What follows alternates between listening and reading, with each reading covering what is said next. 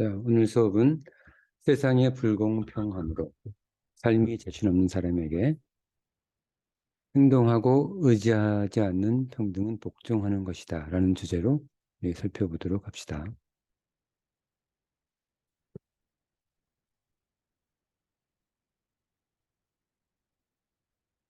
그대들이 어디서 왔는가가 아니라 어디로 가는가를 그대들의 명예로 여겨라. 그대들이 어디서 왔는가가 아니라 어디로 가는가를 그대들의 명예로 여겨라. 자, 니체 이야기를 살펴보겠습니다. 자유의지는 운명마저 지배하는 존재의 근원적 힘이니. 자, 자유의지. 여러 번 얘기했던 개념이죠. 이 의지는 가볍고 자유롭게 삶의 형태를 변경해 간다. 자신에게 명령하지 못하는 자는 누군가에게 복종할 수밖에 없는 법. 그들이 어디서 왔는가가 아니라 어디로 가는가를 그들의 명예로 여겨라. 자신을 넘어서려는 의지와 발자국, 그것을 그대들 명예로 여겨라. 자, 니체의 말입니다. 지금까지가 그대와 무슨 상관이 있는가?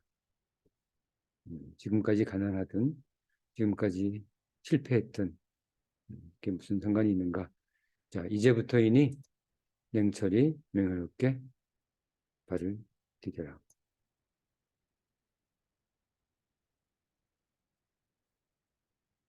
자, 다음 철학자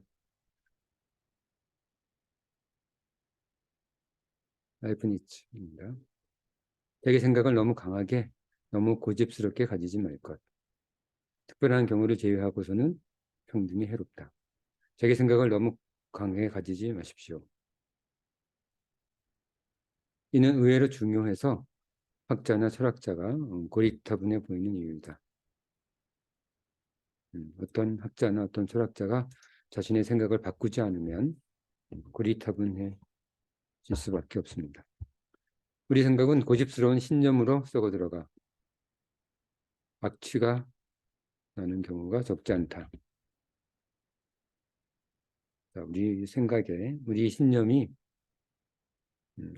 악취로 가득하지 않도록 주의합시다. 사고의 근원은 두 가지 원리가 적용하니 좀 키우겠습니다. 사고의 근원은 두 가지 원리가 적용하니 첫째가 모순의 원리. 잘 기억합시다. 자, 우리 노트 준비하라고 했었죠. 노트에 중요 사항들은 메모하면서 공부하기 바랍니다. 모순의 원리로 모순이 있는 것은 거짓이라고 판단하고 그것의 반대인 것을 참이라고 판단하는 것. 자, 모순의 원리. 두 번째는 충분한 이유의 원리.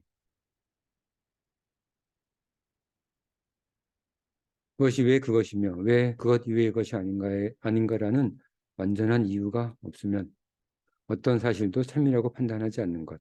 이게 두 번째 원리입니다. 자, 두 가지 원리를 기억하고 신념과 고집이 너무 세면 이 두 가지 사고 원리가 작동하지 않게 되고 자기 신념이 너무 세면 고집이 세면 모순의 원리와 충분한 이유의 원리가 작동하지 않게 되고 자기 모순을 인정하지 않아 원하는 결과를 마음대로 조작한다. 자, 수준 이하의 사람들이 하는 대부분의 행태입니다. 신념이 강하면 이외적 불평등 이유를 마음대로 조작할 것이니 자기 모순의 정직한 인정이 그런 가능한 자로서 다시 태어나기를. 자, 자기의 모순, 자기의 잘못을 정직하게 인정하는 자가 되도록 합시다. 모나돌로지에서 나온 라이프니츠의 말입니다. 다음 철학자 홍자성 얘기합니다. 사람은 참으로 염치 없는 족속이다. 조금이라도 남과 나누어야 해를 입지 않음에도 불구하고 명성과 절개를 혼자 차지하려 하고 좋은 일은 혼자 차지하려 하고 조금이라도 제 탓으로 해야 덕을 이룰 수 있음에도 욕되고 부끄러운 행실을 남의 탓으로 돌리려 한다. 나쁜 것은 남의 탓, 좋은 것은 내 탓. 사람과 행동과 의지는 결코 평등을 지향하는 법이 없으니 인간 개별 의지는 신의 선물이자 또한 악마의 선물이네. 자, 우리 개별 의지, 우리 자유의지가 악마의 선물이 되지 않도록 주의하도록 합시다. 자, 탐욕의 악마 마몬이 이렇게 얘기합니다. 명성은 독차지하지 않는다면 어차피 누군가 그것을 차지할 것이요. 욕됨을 나누려 한다면 모든 것을 뒤집어 쓸 것이다. 사람이라는 염치 없고 분별 없는 멍청한 족쇄에게 무엇인가 하려는 생각을 가지는 선생의 선생들도 참으로 딱하군. 자, 인간의 파렴치한 모습을 적나라하게 보이고 있습니다. 다음 철학자, 자, 묵자의 생각입니다. 사람들이 가끔 염치 없고 멍청한 족속이긴 하지만 또한 정의롭고 냉철하기도 하니 악마가 염려할 일은 아니다. 타인을 자신과 동일하게 존중함은 숭고한 진강자의 필수 덕목이니. 자, 진짜 강자는 타인과 자신을 동일하게 존중합니다. 조금의 힘이라도 있다면 억압, 착취당하는 민중 편에 서서 착취 권력을 차단, 혁신하는 데 직접 참여해야 한다.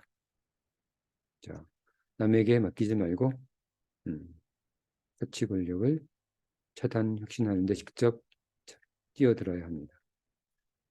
어진 사람의 일은 천하의 이익을 일으키고 해를 제거하는 일이다. 지금 천하의 해는 큰 나라가 작은 나라를 공격하고 강한 자가 약한 자를 겁탈하고 많은 사람이 적은 사람에 난폭하고 간사한 자가 어리석은 자를 속이고 귀한 사람이 천한 사람에 오만하다.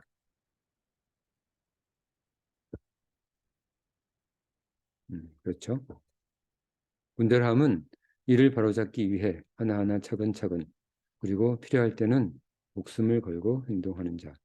자, 행동하지 않으면 우리는 평등을 주장할 자격이 없습니다. 다음 철학자 생각 공부합니다. 아우렐리우스, 완전한 평등을 위해 현재 자기가 불완전한 평등을 유보하거나 완전한 평등을 위해 현재 자기의 불완전한 평등을 유보하거나 포기하는 것은 탐욕스러운 기득권자가 흔히 쓰는 술수에 걸려드는 것. 완전한 평등 때문에 불완전한 평등을 포기하는 것은 술수에 걸려드는 것입니다. 멈춤 없이 하루하루 평등을 향해 가야 맑은 산기슭에 도착할 수 있다. 행동해야 합니다. 평등을 위해. 음습한 습지에서 먼 곳 연녹색 산 그림자만 바라보는 자는 희망만 하는 자, 평등을 바라기만 하는 자는 결국 그곳에서 벗어나지 못한 채 자신과 모두를 괴롭힐 것이니 제대로 된 나침반만 있으면 내일도 늦다. 지금 당장 행동하라. 이런 이야기입니다. 우선 그대 주위를 평등하게 해라. 자, 우리들 주변부터 평등하게 하십시오. 세상의 이치가 눈에 들어온 후부터는 뭔가 세상의 이치를 깨닫게 된 이후부터는 어느 누구의 지배자도 어느 누구의 노예도 되어서는 안 된다.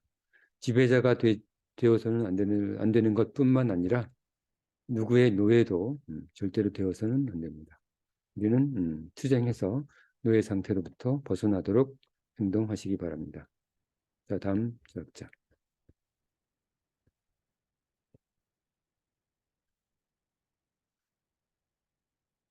자, 톨스토이 얘기입니다. 사람은 무엇으로 사는가에서 나온 말이죠. 천사 미하엘은 이렇게 말했다. 인간이 그럭저럭 사는 것은 그들이 자기 자신을 걱정해서가 아니라 자기 자신만 생각하는 것으로 그럭저럭 사는 것이 아니라 사람들의 마음에 따뜻함이 있기 때문이다. 자, 우리 따뜻한 마음을 가지라고 얘기하고 있습니다. 내가 추위와 굶주림에서 벗어나 살 수 있었던 것, 엄마를 잃은 두 아이가 살아갈 수 있었던 것 모두 주위 사람들의 따뜻함을 통해서였다. 마음 따뜻함은 궁극의 평등을 위한 가장 구체적인 방법이다. 자, 우리가 평등의 행동적 태도, 행동적 구체적 이해를 하나를 든다면 바로 따뜻한 마음을 가지는 겁니다. 자, 다음 적자. 니체가 말합니다. 타인을 위해 산다? 잠깐, 그것은 오해이다. 인류의 숭배라는 기독교적 이상을 오히려 능가하는 것이 볼테르에서 콩티에 이르는 프랑스 자유사상가들의 은밀한 동기였다. 이타주의, 휴머니즘이죠. 그들은 유명한 타인을 위해 산다라고 하는 도덕적 정신으로 휴머니스트, 인본주의자, 실제로 기독교를 초기독교화했다. 오히려 기독교에 힘을 실어 주었습니다. 사회는 참으로 개인을 일반 사회 요구에 적응시키려고 하고 개인의 희생은 전체에 유익한 도구임을 느끼게 하는 것이 현재 유행이다. 다시 읽어보겠습니다. 사회는 참으로 개인을 일반 사회 요구에 적응시키려고 하고 개인의 희생은 전체에 유익한 도구임을 느끼게 하는 것이 지금의 유행이다. 개인을 희생시키려고 하고 있습니다. 그러나 그 위대한 존재가 무엇인지에 대하여 여전히 매우 동요하고 있다. 그 위대한 존재, 무언가를 위해서 희생하는 것, 사회 전체를 위해서 사회 요구에 부응하는 것. 사람들은 동요하고 있다. 정말 그런가? 의심하고 있다라는 말이죠. 사람들은 개인의 악, 적의, 낭비, 비용, 사치를 고발하는데 지치지도 않는다. 절대적 칸트는 이런 도덕을 반대하고 동정적 쇼펜하우어는 찬성할 것이다.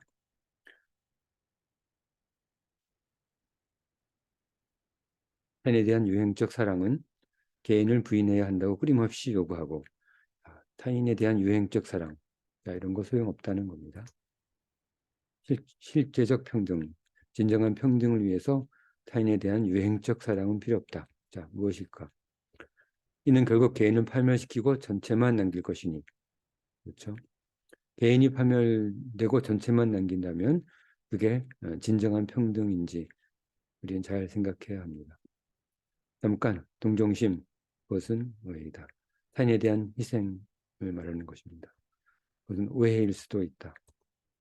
평등적 세상에 도움이 될 것이라고 생각하는 것은 오해이다. 동정으로 전체라는 쇳덩어리 구명으로 프린빛 개인을 눌러버리는 무언가 냄새나는 의심스러운 전체를 위한 평등은 이제 필요 없다. 이런 거 필요 없습니다. 평등의 근거는 단지 개별 인간에 대한 존경뿐이다. 개별 인간에 대한 존경. 평등의 방향은 제가 생각하는 평등의 방향은 개별 인간에 대한 존경입니다. 서광에서 이렇게 말했습니다. 자, 다음 철학자 키르케고르입니다. 키르케고르. 사람과 사람 사이에서 도와주는 자가 된다는 것은 참으로 좋은 일이다. 그렇죠? 돕는 자가 되는 것은 참으로 좋은 일이다. 그러나 이 도움은 많은 경우 기만일 수도 있으니 정말 도와주는 것인가 생각해 봐야 합니다. 그것이 생성과 거리가 멀기 때문이다. 무언가 생성하도록 도와주지 않고 단순히 기만적 도움을 통해서 자신의 힘을 확인하고 오히려 평등을 더 벌릴 수 있는 기만적 행동일 수 있습니다. 생성과 거리가 멀다면. 자, 어떤 내용인지 좀 더 읽어봅시다. 가령 소크라테스를 생각한다면 선생이 제자가 스스로 만족하도록 도와주는 대신 그가 선생에게 어떤 힘을 입고 있다고 믿게 한다면 선생의 사랑은 모범과 종속을 유도하는 다만 자기 기만일 뿐이다. 선생과 제자 속 자기 기만이 존재한다는 것입니다. 지금 이 수업을 듣고 있는 여러분들도 이 선생님이 하는 말을 그대로 모방하고 선생님 생각에 종속된다면 그것은 선생의 자기 기만에 속고 있는 겁니다. 제 말과 제 수업에 모방과 종속으로부터 거리를 두기 바랍니다. 어찌 보면 생성은 신에게만 있을 수 있는 것이니 신의 사랑은 낳는 사랑이지만 생성이죠. 소크라테스, 철학자, 축제 속 증여적 사랑은 것은 아니다. 낳는 사랑은 아니다. 생성의 사랑은 아니다. 신의 사랑은 제자와 선생의 관계가 아니라 미에 대한 고독자의 관계. 고독한 자들이 미를 보고 아름다움을 생성하는 그런 미와 고독자의 관계입니다. 생성의 관계이죠. 고독자는 산재에 있는 미 자체를 보고 그리고는 많은 아름답고 찬란한 말이나 사상을 갖는 것이다. 자, 고독자, 철학자 또는 인문학자, 문학가, 소설가는 산재에 있는 미 자체를 보고 아름다운 사상을 갖는 것.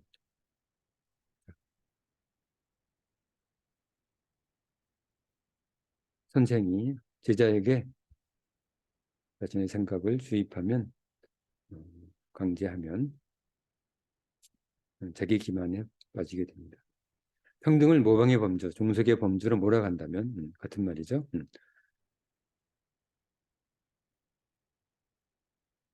평등은 악마에게나 줘라.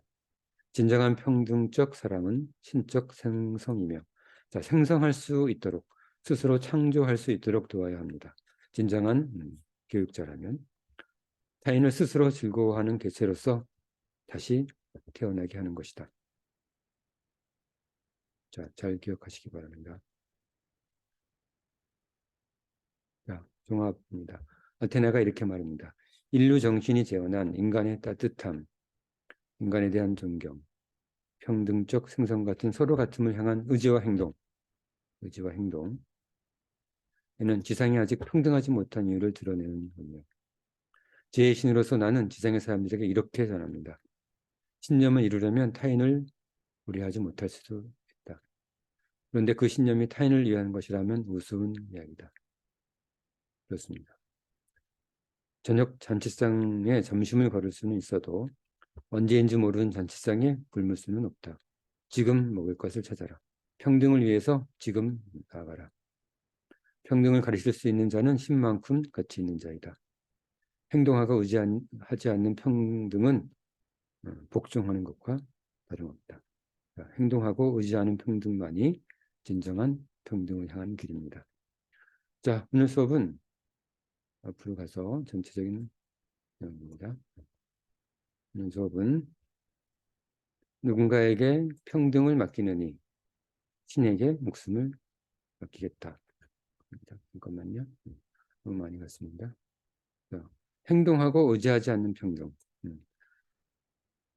행동하고 의지하지 않는 평등은 복종하는 것이다. 라는 의지로 세상의 불공평함을 해소하기 위한 방법에 대해서 알아봤습니다. 오늘 수업 내용 중에서 우리가 깊이 통찰해야 하는 내용들이 많이 있기 때문에 잘 정리해서 머릿속에, 마음속에 담아두기 바랍니다. 자, 오늘 수업은 여기까지.